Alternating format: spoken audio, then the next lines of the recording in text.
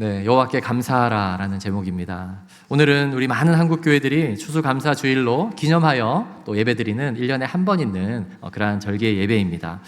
구약 시대부터 하나님의 백성들은 특별한 이제 절기를 통해서 함께 모여서 하나님을 향한 이 감사의 예배를 드렸습니다. 감사의 시간을 보냈습니다. 초여름에 그 땅의 첫 수확물이라고 할 수 있는 보리와 또 밀을 수확하고 나서는 맥추절을 감사하며 드렸고요. 가을에는 올리브나 포도와 같은 이제 과일을 수확하고 나서 지금 이 땅으로 이렇게 인도하셨고 이 땅에서 많은 열매들을 맺게 하신 그 하나님을 향한 이제 감사의 의미로 절기를 드렸는데, 그 절기가 이제 초막절 또는 장막절이라는 절기였습니다. 오늘날 우리가 이 절기를 그저 구약에서 율법으로 가르쳐주고 있으니까 그 규정된 율법 안에서 지키게 되면 유대교적인 어떤 율법주의적인 어떤 그러한 행사가 되겠지만, 하나님께서 이 절기를 지키라고 하신 그 의미를 잘 생각하고 또 진심으로 감사를 담은 마음으로 예배를 드리면 이것은 우리에게 오늘날에도 굉장히 축복된 신앙생활의 어떤 중요한 축이 될 수 있습니다. 성경을 보면 이 초막절에 또는 장막절에 일주일간 또 편안한 집이 아니라 이제 밖에서 텐트를 치고 머물러야 한다고 했습니다. 밖에서 장막을 친다고 해서 이 날을 이제 장막절이라고 하는 거고요. 그리고 그 장막이 지붕에 보면 풀로 막 얼기고 설켜가지고 굉장히 허술하게 만들어져 있기 때문에 풀초자, 한글로는 그래서 초막절 이렇게 불려지기도 했습니다. 그곳에서 일주일 동안 이제 먹고 자면서 아이들이 특별히 이런 질문을 하게 됩니다. 아빠, 우리에게는 비가 와도 새지 않는 이 집이 있는데 왜 이곳에서 허술하게 만든 텐트에서 지내야 하지? 네, 그때 아버지가 어떻게 대답할까요? 그건 말이야, 옛날 모세 할아버지가 계실 때 하나님께서 우리 민족을 홍해를 건너서 이제 이 광야에서 임시로 지내게 할 때에 만들어진 텐트, 바로 이와 같은 텐트에서 우리의 조상들이 지냈기 때문이야, 이런 설명을 하겠죠. 광야에는 마실 물도 없고 농사를 지을 수 있는 땅도 없지만 하나님께서 우리의 그 민족을 다 먹이시고 밤에는 불기둥, 낮에는 구름기둥으로 인도하셨어, 이렇게 설명을 이제 시작하겠죠. 이러한 말로만 설명하는 것이 아니라 이 절기에 이제 모세오경이나 또 다른 말씀들을 암송했습니다. 여러분 한번 생각해 보세요. TV나 핸드폰이 없던 시절에 아이들이 일주일 동안 그 텐트에 있는 가운데에 아버지가 하는 그 성경 이야기가 얼마나 또 달콤한 이야기, 또 집중하면서 들을 만한 이야기가 되었을까요? 전에도 제가 말씀드렸지만 아이들이 스스로 질문하게 하고 이제 그 질문을 대화하면서 또 성경을 통해서 답을 찾아가도록 하는 것, 이것이 바로 아주 중요한 그 셰마 교육 또는 하브루타 교육이라고 할 수 있습니다. 이 교육의 핵심이 아이들이 이제 먼저 질문하게 하는 거예요. 강제적으로 막 주입하는 것이 아니라 아이들이 먼저 질문하게 하는 거예요. 자유롭게 무엇이든지 질문하게 하면서 이제 교육하는 그 방식이 결국 이스라엘 민족을, 유대 민족을 또 오늘날 전 세계의 가장 탁월한 인재들을 양성하는 교육 방법이 되었다, 이렇게 교육학자들이 얘기를 하고 있죠. 자, 그런데 이러한 초막절이나 절기를 통해서 단순히 자녀의 교육을 성공시키기 위해서 이것이 목표하지 않았습니다. 더욱 중요한 것은 하나님을 향한 이 절기를 통해서 진정한 감사의 고백을 결국 자녀들이 스스로 하게 만든 거였거든요. 결국 자녀들이 스스로 나도 이러한 감사를 드려야 되겠다, 감사한 마음을 가져야 되겠다 라는 마음이 들 수 있도록 부모들이 모범을 보여준 것입니다. 언제까지 모범을 보였다고요? 그들이 스스로 그것을 선택할 때까지. 자, 자녀들은 언제 부모의 신앙을 자신들도 따르게 될까요? 또는 믿지 않는 사람들이 언제 우리 믿는 사람들의 신앙을 따르게 될까요? 부모님이 정말 그 신앙의 삶을 확신하며 또 그렇게 기쁨으로 그 삶을 살아가고 있다는 것을 직접 눈으로 볼 때입니다. 감사의 경우도 마찬가지죠. 모든 일이 다 잘 되고 또 잘 풀리고 그러는데 감사하지 않은 사람 별로 없습니다. 그렇죠? 모든 일이 다 돼요. 하는 일마다 다 형통해요. 그러면 누구나 다 감사할 수 있어요. 그런데 우리 인생에 반드시 불행이 찾아옵니다. 반드시 어려운 일이 찾아오게 됩니다. 시험들이 옵니다. 고통 속에서도 그러나 하나님을 향한 감사의 고백을 하는 사람들이 있어요. 하나님을 잘 섬기는 우리 부모님이 그 어려운 상황 속에도 하나님을 향한 감사의 고백을 할 때, 그때 자녀들은 드디어 고민을 하게 되는 거예요. 나는 이런 상황에서 과연 감사할 수 있을까? 또는 이런 어려운 상황에서도 감사를 선택하는 이유가 도대체 무엇일까? 이제 이런 고민을 하기 시작하는 것이죠. 옆집 아저씨가 그런 감사를 했다면 고민하지 않을 거예요. 그런데 가족이라는 이름으로 함께 식사도 하고 마음을 나누는 그 사람이 그 어려운 상황에서도 감사하는 모습을 보며 그것은 충분한 도전을 주는 것입니다. 그래서 구약의 모든 절기들은 먼저 신앙생활을 시작한 이들이 자신의 신앙을 다른 사람들, 특별히 자신이 사랑하는 가족들과 또 사랑하는 여러 사람들과 함께 나누는 것, 그것이 큰 의미가 있다고 할 수 있습니다. 여러분, 특별히 오늘 우리가 읽었던 시편 107편은 구약의 하나님의 백성들이 큰 어려운 상황을 맞이했을 때 그럼에도 불구하고 하나님을 향해서 감사의 고백을 드렸던 그 시편입니다. 첫 구절이 여호와께 감사하라 그는 선하시며 인자하심이 영원함이로다 라고 되어 있기 때문에 또 그 다음에 하나님이 우리를 속량하셨도다, 우리를 구원하셨도다 라고 되어 있어서 지금 모든 것이 만족하고 좋은 상황 같지만 그 이후의 내용들이 전혀 그렇지 않죠.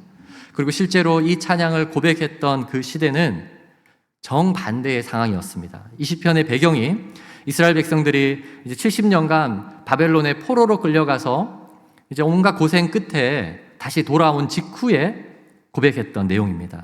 70년간이니까 자신의 부모들이 살았던 그 고향 땅이죠. 그 고향 땅이 더 이상 사람이 살 수 없는 황폐한 땅이 되어버렸어요. 무너진 집을 다시 지으려니까 엄두도 나지 않고 다시 땅을 일구어서 농사를 지으려니까 그것도 막막한 그런 순간을 맞이했습니다. 그 상황에서 그럼에도 불구하고 우리를 이 땅으로 인도하신 하나님의 그 선하심과 크신 뜻을 생각하면서 감사의 고백을 올려드리자, 이렇게 고백한 것이 오늘 시편이었고 그 결과 이 감사의 고백은 하나님의 백성을 다시 일어나게 하는 가장 놀라운 능력이 되었습니다. 자, 오늘 이제 우리가 이 말씀을 통해서 이제 지금부터 약 2500년 전의 역사인데요, 하나님의 백성들을 다시 일으키게 만든 이 찬양의 고백, 이 감사의 찬양을 우리가 함께 고백하면서 우리의 개인과 가정과 또 교회의 영적인 회복이 일어날 수 있기를 소망합니다. 제가 어느 책에서 보니까 감사는 선택입니다. 그리고 감사는 능력입니다. 이런 내용이 있더라고요. 감사는 그냥 자동적으로 일어나는 것이 아니라 선택해야 되는 거예요. 그리고 선택적으로 우리가 감사하는 그 순간에 하나님의 놀라운 능력이 일어날 줄 믿습니다. 그래서 우리가 그러한 감사를 선택하는 감사의 능력이 되기 위한 우리가 세 가지를 한번 나눠볼 텐데, 첫 번째는요, 감사할 때 인생의 방황과 피곤이 해결됩니다. 자, 이 감사의 대상이 있겠죠. 누구에게 감사할 때요? 하나님께 감사할 때. 하나님께 감사할 때 인생의 방황과 피곤이 해결됩니다. 우리 4절과 5절을 한번 읽어보겠습니다. 같이 읽습니다. 시작. 그들이 광야 사막길에서 방황하며 거주할 성읍을 찾지 못하고 줄이고 목이 말라 그들의 영혼이 그들 안에서 피곤하였도다.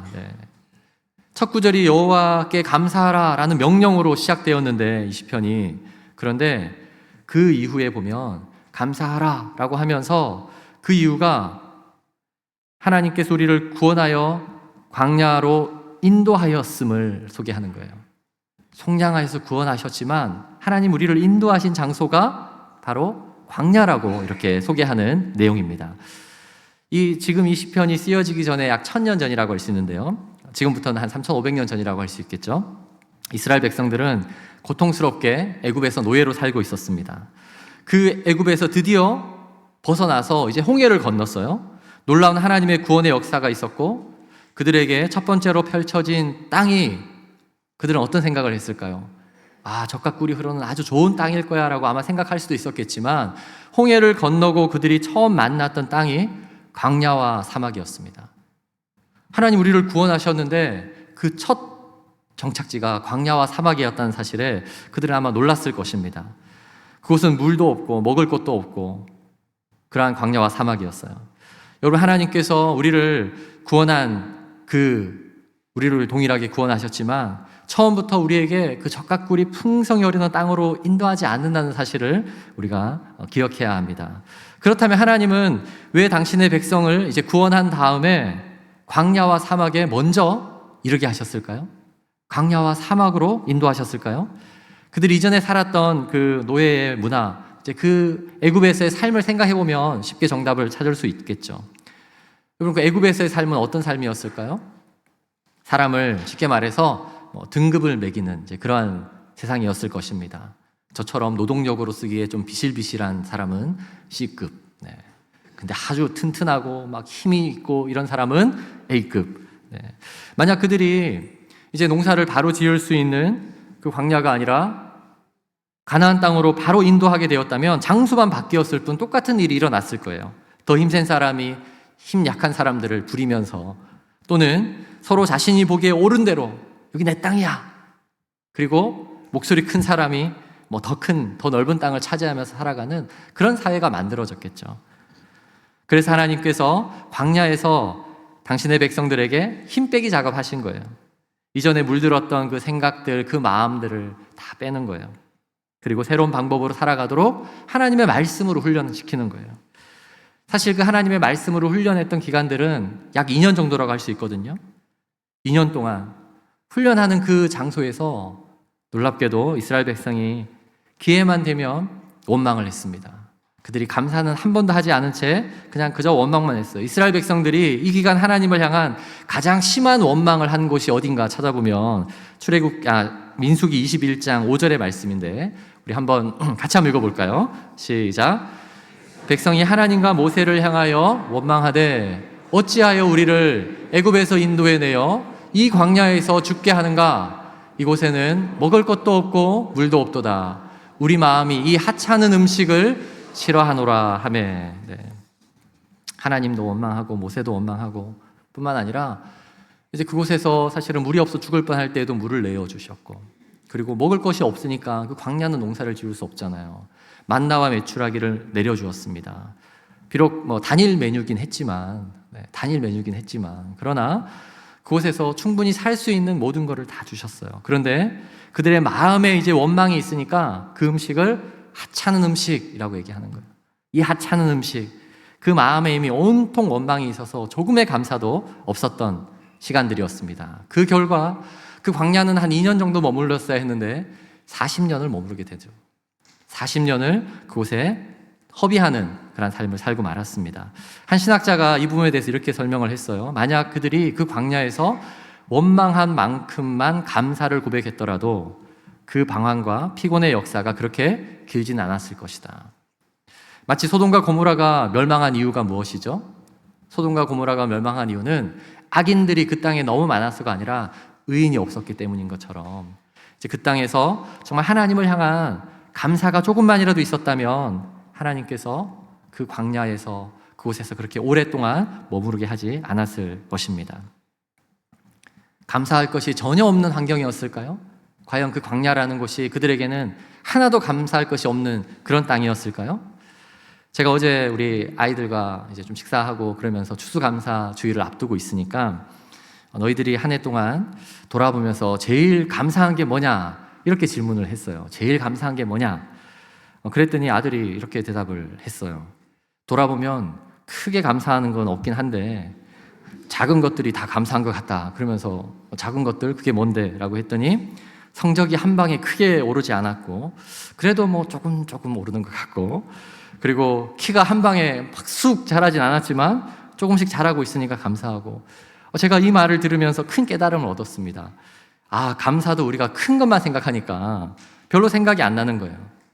작은 거 생각해보면 감사할 것이 얼마나 많은가, 이런 생각이 들더라고요.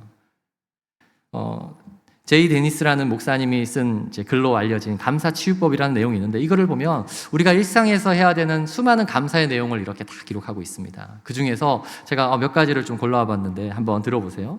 우리가 이렇게 감사할 수 있습니다. 아침에 울리는 자명정 소리가 고통스럽게 들리거든 감사하십시오. 당신에게 일해야 할 하루가 기다리고 있기 때문입니다. 당신의 몸무게가 늘어 옷이 맞지 않는다면 감사하십시오. 당신은 먹을 것이 넉넉한 인생을 살아오신 것입니다. 세 번째가 세탁할 옷이 집안 한 구석에 쌓여 있거든 감사하십시오. 당신에게는 갈아입을 옷에 여유가 있다는 뜻이기 때문입니다. 하루 해가 저물어 온몸이 나른하고 피곤하거든 감사하십시오. 당신은 오늘 하루를 생산적으로 사신 것입니다. 마지막은 이 교회에 대한, 공동체에 대한 부분인데요. 교회에 앉아서 옆 사람의 찬송 음정이 엉망으로 들려오고 있다면 감사하십시오. 당신의 청각은 정상이기 때문입니다. 네. 여러분, 우리가 지금 이 주어진 인생, 우리에게 하나님께서 주어진 이 인생은 사실 영원한 천국이 아님을 기억해야 합니다. 우리의 인생은 광야와 같은 곳이에요. 이 광야와 같은 곳에 하나님께서 우리를 때로는 정말 광야와 같이, 사막과 같이, 황폐한 것 같이 이 땅을 살게 한다면 그때는 하나님 나를 훈련하시는구나, 훈련의 기간이구나 그러면서 그때는 큰 거 한 방 감사를 기다리는 시간이 아니라 가장 사소한 것을 한번 찾아보세요. 나에게 가장 사소한 것, 감사함이 무엇일까? 가장 작은 것, 그 가장 작은 것에 대한 감사함을 고백하기 시작할 때에 우리 가운데에 더 이상 인생의 방황과 피곤이 아니라 하나님께서 샘솟게 하시는 그러한 은혜가 우리 마음속에 흐르게 되는 줄 믿습니다. 이거 첫 번째 우리가 감사해야 되는 이유입니다. 자, 두 번째는요, 감사하며 기도할 때 바른 길을 찾도록 인도하십니다.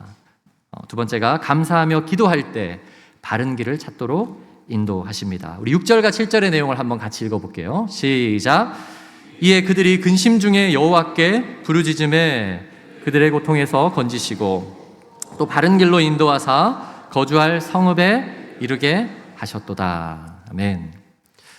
성경에는 이제 기도의 여러 가지 종류를 사실 설명합니다. 때로는 침묵하면서 하는 기도, 때로는 간절한 마음을 가지지만 소리를 크게 내지 않고 하는 기도도 있고요. 그러나 지금 이 구절에 나와 있는 간절히 부르짖는 기도도 있습니다. 이것은 소리를 크게 내어서 하나님께 드리는 거예요. 소리를 크게 내어서 하나님께 기도하는 이유가 지금 너무나도 고통스러운 그 상황들 때문에, 막막한 상황들 때문에 지금 기도하는 것이죠. 우리가 지난 부흥에서 이 기도라는 것이 하나님을 믿는 자들, 하나님의 자녀들에게 얼마나 큰 특권인지를 배웠습니다.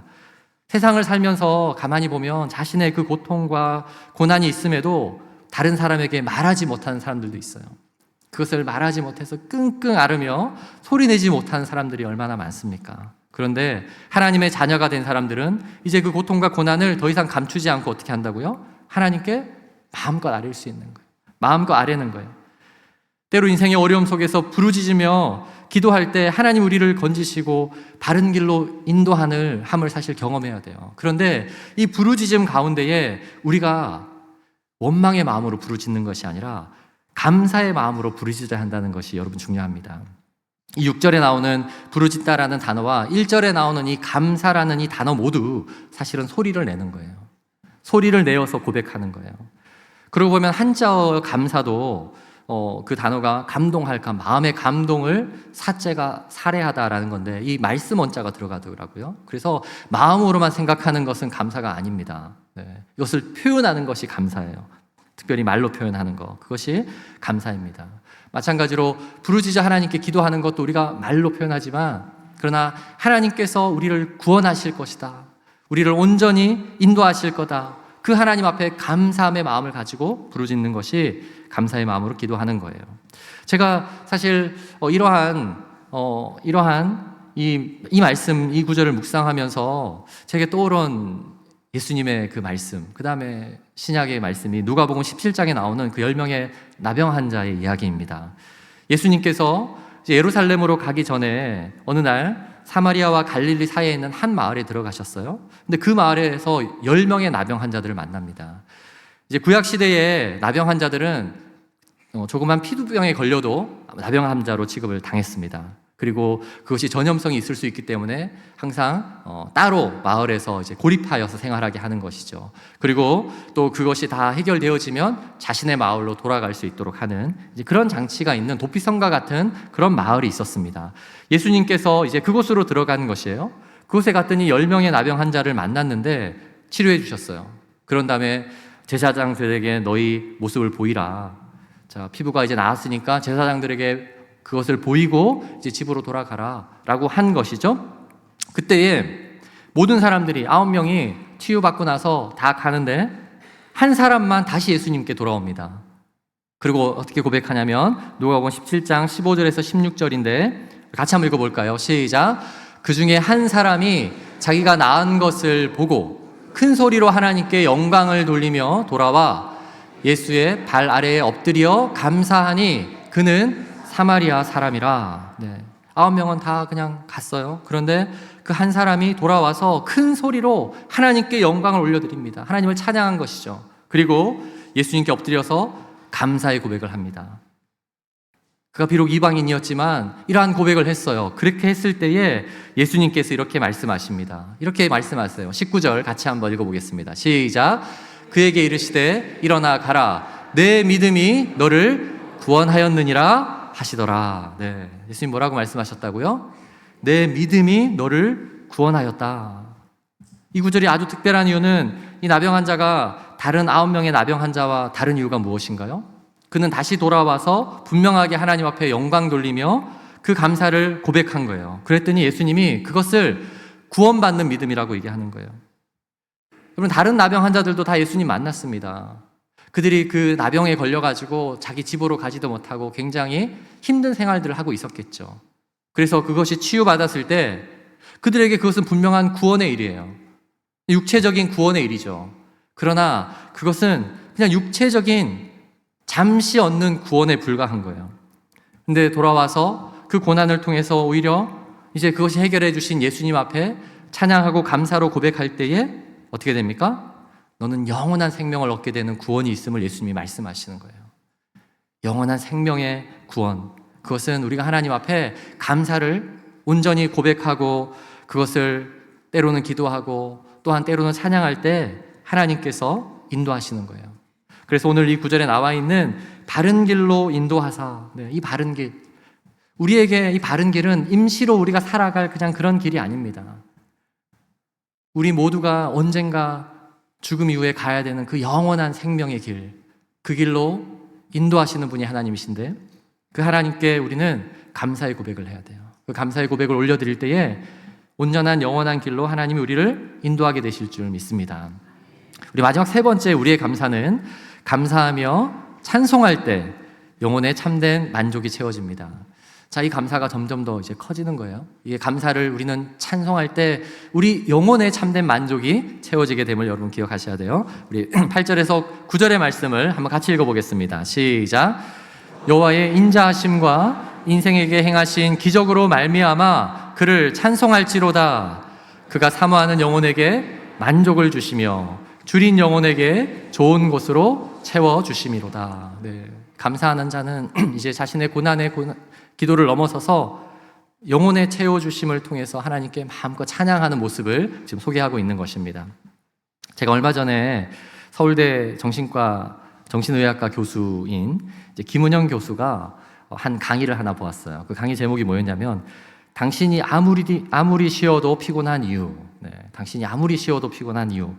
그 영상이 굉장히 끌려가지고 이렇게 보았는데 그 내용을 제가 좀 쉽게 요약을 하면 현대인들이 이 만성 피로증을 느끼는데 예전에는 이 처방이 그냥 간단히 쉬면 된다. 푹 자라. 잘 쉬어라. 이러한 처방이었는데 지금은 이 처방이 전혀 통하지 않는다는 거예요. 현대인들에게 이렇게 잘 쉬어라. 그냥 아무것도 안 하면 된다라고 하면 이것은 그들에게 어떤 치유의 방법이 아니라 잘못된 어떤 처방이 될 수 있다는 거예요. 왜냐하면 오늘날 너무나도 바쁜 특히 젊은 현대인들은 이 쉬는 것 자체를 두려워한다 이렇게 설명을 하더라고요. 쉬고 있으면 마음이 평안해지고 회복이 되어야 되는데 오히려 그렇지 않고 쉬고 있으면 마음이 불안하다는 거예요. 아, 내가 다른 사람들보다 게으른 게 아닌가 자책하게 되고 그래서 지금 막 스트레스를 받고 있는 이런 직장인들이 그냥 쉬는 것이 문제가 아니라 어떤 무언가 의미 있는 일을 찾아서 그 의미를 통해서 기쁨이 있게 하고 의미를 찾아야 된다. 이제 이렇게 얘기를 하더라고요. 그 얘기를 들으면서 제가 요즘 마라톤 하는 현대인들이 조금 갑자기 이해가 되기 시작했습니다. 서울에 오니까 여러분 얼마나 자주 날씨 좋을 때는 마라톤 대회가 있는지 오늘 아침에도 마라톤 대회가 있어서 교회 앞쪽에서 저 광화문까지 여러분 차를 막 통제하고 그랬던 거 알고 계시나요? 뿐만 아니라 오늘 하루만 해도 요 광화문 마라톤뿐만 아니라 한강 무슨 마라톤 해가지고 2개의 마라톤이 있었습니다. 요즘 마라톤에 참여하는 사람들이 저는 그냥 시간이 많은 사람들인가 했는데 오히려 아주 바쁘고 정말 너무나도 이렇게 분주한 그 젊은 사람들이 의미 있게 스트레스를 해소하는 방법이 되기 때문이에요. 그걸 하면 막 마음속에 뭔가 기쁨과 특히 뇌의 어떠한 작용들이 잘 일어나겠죠. 제가 최근에 저희 딸을 보면서도 야, 달리기가 정말 좋구나 이런 생각을 하고 있거든요. 저희 딸이 중학생이 되었는데 굉장히 학업에 스트레스를 많이 받아야 되는데 별로 학업에 스트레스를 안 받고 살아요. 언제나 긍정적이에요. 얼마 전에 수학 점수가 1점이 올랐는데 아빠 나 점수 많이 올랐다 그러면서 저한테 얘기를 하는 거예요. 네, 수학 점수 많이 올랐어. 그래서 몇 점? 1점 그러면서 요즘 보니까 학교에서 우리 딸이 계속 달리기를 좋아해요. 그래서 뭐 러닝 클럽을 만들었다라고 하면서 친구와 함께 달린다는 거예요. 어제도 토요일 아침인데 일찍 일어나더니 일어나서 5km 자기 달리고 왔다고 그러면서 얘기를 해요. 제가 아까 이제 아들에게 물었던 것처럼 어제 딸에게도 한번 물어봤습니다. 좋아야, 너는 올 한 해 어떤 것이 제일 감사하니? 아까도 얘기했지만 제일 감사하니 이러면 잘못된 질문이거든요. 그럼 생각하게 되니까. 네, 잘못된 생각을 하니까. 제일 감사하니라고 물었는데도 어떻게 대답을 하냐면 나는 모든 것이 다 감사한데 라고 하는 거예요. 그래서 이렇게 말하는 거 보면서 야, 이 달리기 하고 나면 스트레스가 다 풀리니까 이 모든 것이 다 감사하게 되는구나 이런 생각을 해보았습니다. 제가 지금 달리기를 권하기 위해서 이 말씀을 드리는 거 아니고요. 우리 인생에서 스트레스를 해소하고 건강을 위해서 달리는 거, 이것은 분명히 우리의 육체에 아주 큰 유익이 있을 거예요. 평균 수명을 최소 3년에서 5년 정도로 늘릴 수 있는 방법이다라고 이렇게 소개를 하죠. 분명히 우리 육신에 또는 우리의 어떠한 생각, 어떠한 정신 건강에 어느 정도 도움이 될 수 있을 것입니다. 그러나 그 마라톤, 그 달리기가 우리 영혼을 건들지는 못해요. 우리 영혼의 어떠한 이 영혼의 문제는 하나님을 만날 때, 하나님을 예배할 때 이루어질 수 있는 거예요. 우리 구절을 한번 다시 보여주시면 그가 사모하는 영혼에게 만족을 주시며 줄인 영혼에게 좋은 것으로 채워주심이로다. 사모하는 영혼에게, 제가 지금 왜 달리기 마라톤 얘기를 했냐면 이 사모하는 이라는 이 단어가 맹수가 달려가는 그 모습입니다. 사카크인데 이것은 맹수가 뛰어가는 거예요. 맹수가 왜 뛰어갑니까? 막 달려가서 내가 그것을 물었을 때에 내 배고픔과 내 모든 갈망을 해결할 수 있는 어떠한 것을 잡을 수 있기 때문이에요. 사모하는 그 영혼, 그러한 영혼, 사실 이 영혼은 네펫인데 이것은 생명의 근원입니다. 이것은 우리 인간이 가진 육체적인 의미가 아니라 하나님께서 우리에게 생명을 부어주신 그 영혼의 근원이에요. 그 영혼이 어떻게 된다고요? 만족을 얻게 되고 줄인 영혼에게 좋은 것으로 채워주세요. 언제 그렇게 하신다고요? 언제 그렇게 하신다고요? 가까이는 바로 8절에 있는 하나님을 찬양할 때, 여호와를 찬양할 때 우리에게 참된 은혜를 허락하셔서 여호와를 향한 찬양을 의미하는 것이죠. 또한 이 시편 107편의 전체를 볼 때는 우리를 구원하고 구속하신 하나님을 향한 감사의 고백을 의미하는 것이죠. 하나님께서 우리를 구원하고 내 영혼을 회복하게 하셨다라는 그 감사의 고백이 있을 때에 우리에게 이 영혼의 회복이 있다는 것입니다. 그러므로 여러분, 이 자리에서 우리가 하나님을 향한 감사와 찬양으로 예배드리는 시간은 정말 엄청난 우리 영혼의 정말 뜀박질? 네, 우리 영혼의 마라톤과 같은 시간이에요. 마라톤이 힘들다는 의미가 아니라 샘솟는 어떤 기쁨이 우리 가운데 채워지는 시간이라고 할 수 있습니다. 그래서 매 주일날 우리가 하나님 앞에 예배를 드리는 이 시간은 굉장히 찬양의 고백을 해야 됩니다. 진심 어린 하나님 앞에 내 영혼이 채워지는 참된 감사의 마음으로 찬양의 고백을 해야 되는 시간입니다. 제가 저희 딸이 5km 마라톤에 몇 달 전부터 참여하고 싶다 그래가지고 그래? 너 신청 한번 해볼까 하고 들어갔더니 깜짝 놀랐습니다. 우선은 참가비가 5km 뛰는데 6만 원 내야 되고요. 네, 그리고 모집 인원이 그 어떤 마라톤은 2만 5천 명인데 그날 당일 하루에 4만 5천 명이 지원을 하고 이렇게 해가지고 빨리빨리 클릭하지 않으면 그 참여도 할 수 없겠더라고요. 그리고 대부분 이 주일날 진행이 되고 있어가지고 저희 딸한테는 했는데 안 됐다 이렇게 얘기하기도 하고 안 될 것 같아 얘기를 했는데, 여러분, 우리가 하나님 앞에 나와서 예배드리며 찬양하며 기도하는 이곳이 바로 우리 영혼이 다시 소생되는 시간이에요. 네. 우리는 보이지 않지만 우리의 영혼이 하나님을 향해서 하나님께서 주시는 그 놀라운 은혜를 향해서 달려가며 그리고 우리 영혼이 채워짐을 경험하는 여러분 그러한 시간임을 여러분 믿으시기 바랍니다. 그래서 우리가 끊임없는 감사의 고백을 올려드리는 예배자가 되어야 합니다. 그것을 반드시 할 수만 있다면이 아니라 반드시 찬양으로 올려드리는 그러한 예배자가 되어야 할 줄 믿습니다. 특별히 오늘은 추수감사주일이잖아요. 추수감사주일, 우리가 온 만물을 창조하신 하나님 앞에 충분한 감사의 고백을 하는 오늘 하루, 그리고 이번 한 주가 되기를 바랍니다. 여러분, 온 땅의 자연 만물이 저렇게 아름다운 이유가 무엇인지 아시나요? 하나님의 창조와 목적에 맞는 그 자리에서 한 해 동안 하나님을 찬양하고 감사하는 예배를 드렸기 때문이에요. 한여름 뜨거움을 더 잘 견뎌낸 잎사귀가 더 예쁘다고 합니다. 한여름의 그 뜨거운 일단 그 햇살을 잘 견뎌낸 과일이 더 맛있게 있고 또 색상뿐만 아니라 맛과 향을 낸다고 합니다. 우리는 어떤가요? 오늘 하나님 앞에, 하나님, 내가 하나님을 찬양하는 자리, 예배하는 자리에서 하나님께서 나를 열매 맺게 하시는 그곳에 가장 아름다운 열매가 되어지는 그러한 예배 고백을 올려드리는 그러한 시간 되기를 소망하는 마음을 가지고, 오늘은 그래서 우리가 이 결단의 찬양을 우리가 적용하며 이것이 우리의 예배의 마지막 고백이 되면 좋겠습니다. 우리 은혜라는 찬양인데요, 최근 몇 달 동안 우리가 고백하지 않았지만 이 찬양 함께 고백하면 좋겠습니다. 이 찬양은 우리가 입술로 고백할 때마다 굉장히 감사의 마음이 생기는 찬양인 것 같아요. 제가 몇 달 전인 것 같은데 그때도 이 찬양 한번 고백하고 싶었는데 추수감사주일날 다 같이 감격적으로 고백하기 위해서 좀 참았어요. 오늘 이 시간 우리 한번 이 찬양 같이 고백할 때에, 하나님, 우리 한 해를 돌아볼 때에 나에게 주신 일들, 비록 모든 것이 다 감사할 만한 그런 일이 아니라 할지라도 나를 견디게 하시고 이겨내게 하시고 슬픔과 고난이 있었지만 또 이 자리까지 인도하신 하나님 앞에 또 감사하는 고백을 이 찬양을 통해서 올려드리는 시간 되면 좋겠습니다. 같이 찬양하겠습니다.